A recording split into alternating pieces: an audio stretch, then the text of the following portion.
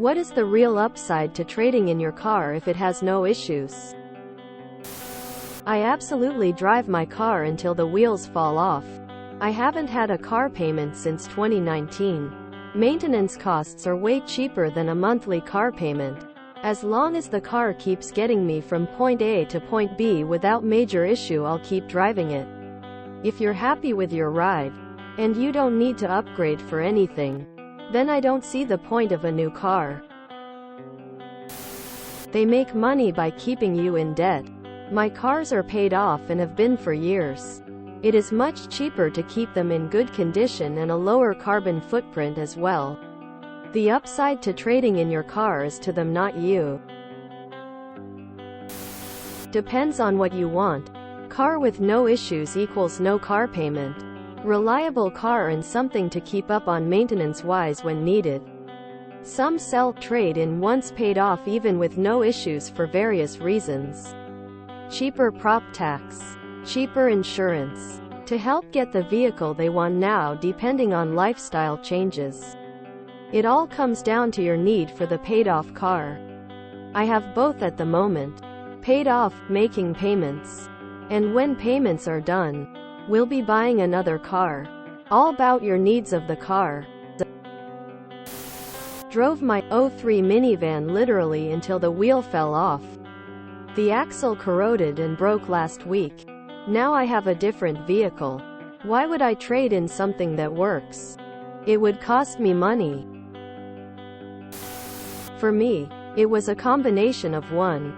I was given a cash offer to buy my previous car for more than what I had previously paid for it 3.5 years earlier, and two, I wanted to build my credit score up, and was offered a really affordable short-term loan for 0% interest.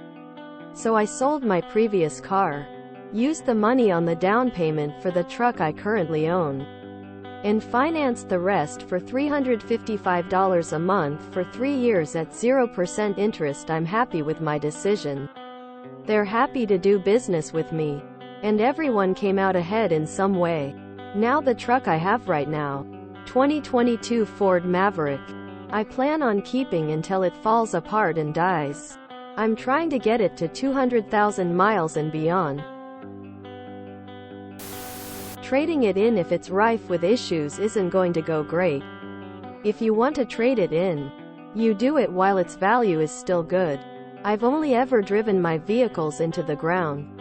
I'm in my 4th vehicle since I got my license 25 years ago. But I might trade in my current truck after a couple years this time around while the value is still high.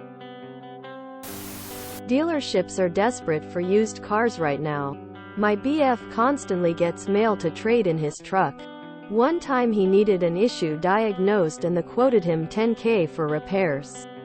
Then they paused and said, "Would you rather trade it in?" He got a second opinion and the repairs were $2K. Me? I drive my cars into the ground and grab another middle-aged car next. I can think of a few. You get to brag about your new car. You get to complain about your car payment. You get to make a dealer happy profiting off the new car and flipping your old one. Nothing but upsides here. The upside is for the dealer to make money. Your upside is to keep the car until it starts having extra repair costs and issues. From the moment I paid my car off, people started asking when I'm trading it in. I'm guessing these are the types who think that it's normal to have an $800 auto payment in perpetuity. I typically buy cars from people who say, the car is shot.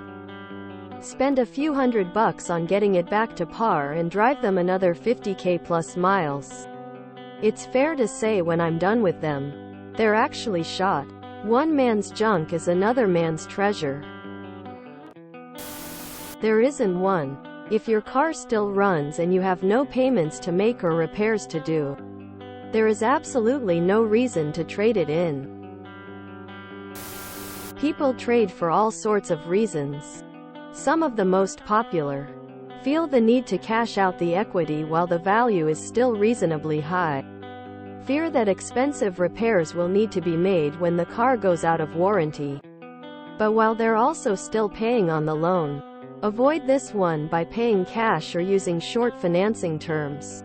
Perception that new equals more reliable, safe, less time-consuming. Sales tax break when trading to the new car. Most states only tax on the difference between sales price and trade value. Just like getting new cars every few years. The bottom line is that it's nearly always cheaper and more practical over the longer term to keep a car a long time and maintain it than it is to get a new one. There's a huge psychological machine in place that is designed to keep people buying new cars and trading old ones. It's meant to generate new sales as well as financing profits. A lot of people are wrapped up in it. The whole model is to give people financing terms that lock them into a loan for a long time with a low payment, then get them to trade in 35 years for a new model, for the same monthly payment. There's a reason the warranty periods conveniently fit the model.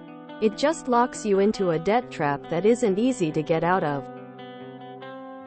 It's alarming how many people have no idea what their car actually costs over the term of a loan, or what their trade deal really looks like, or whether the dealer is skimming the sales tax savings for their own profit. All they care about is, how much per month? Honestly, just keep driving it. I'm about to turn 30 and I'm still driving my high school graduation gift. Hope I'm still driving it when I turn 42. My 04 has no screens. And you don't need to pay a monthly subscription to use the stuff that came with the car when you bought it. I'm going to run that thing until I can no longer get parts. If you calculate the total cost of ownership, smeared out across all the years you own your car, there's probably an optimum somewhere. Probably a couple of years after the dealership starts calling. Consider that before the wheels fall off, repairs may become more frequent and more costly, while the value of your car gets lower and lower. The only reason I might trade in my fully paid-off 2015 SUV with low mileage is to get a hybrid. But I am still unsure about them. The battery situation needs to be worked out more. Lithium is a limited resource and replacing the batteries every 57 years is not practical. You also can't tell me it is greener in the long run than using fossil fuel. I really see no upside. If it is older than a few years, they don't really want your car for their used car lot. They just want to sell you a new car. Most people have always been financially illiterate. Never listen to financial advice unless you know that person's finances or know what they're selling you. Do your own research. Coming to Reddit to ask this question was smart. A car is a massive liability.